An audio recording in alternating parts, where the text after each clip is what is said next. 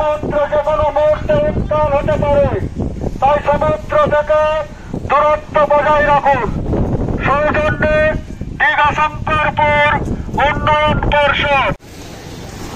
বঙ্গোপসাগরে নিম্নচাপ হওয়ার কারণে দেখতে পাচ্ছেন আপনারা পুরো কালো মেঘে ঢেকে গেছে আকাশ। তার সঙ্গে চলছে সকাল থেকে কিন্তু জলোচ্ছ্বাস চলছে।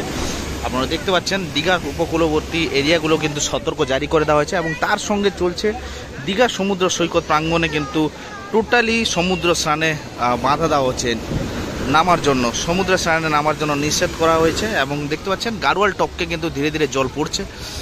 আর এই সাইডটা আপনাদেরকে দেখাই, এই সাইডে কিন্তু পর্যটকেরা সবাই সাইডে দাঁড়িয়ে আছেন, কাউকে কিন্তু একদম সমুদ্র স্নানে নামতে দেওয়া হচ্ছে না। দেখতে পাচ্ছেন সমুদ্র সৈকতের জল কিন্তু ফুলে ফেঁপে উঠছে।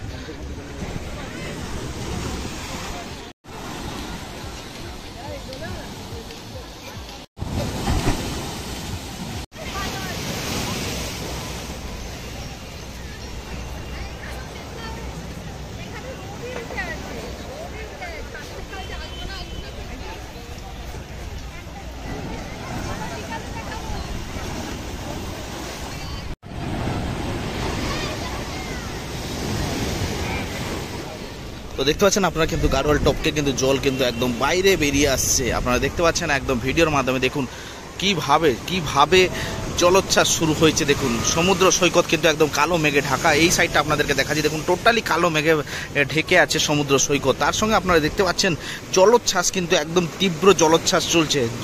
জোয়ারের টাইমে এখনও কিন্তু হয়নি, আর জোয়ারের টাইমে কি অবস্থা শুরু হবে ওইটাই ভাবার বিষয়। আর এই মুহূর্তে কিন্তু দেখতে পাচ্ছেন একদম কিন্তু জল কিন্তু একদম উত্তলা হয়ে উঠে।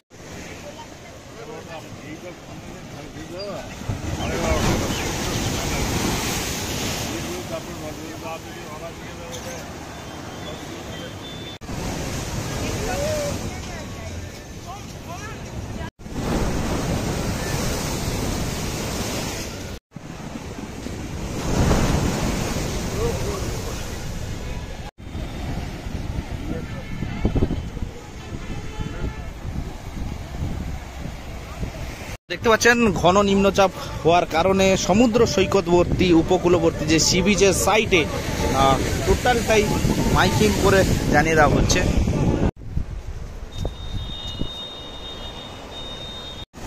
দেখেছো?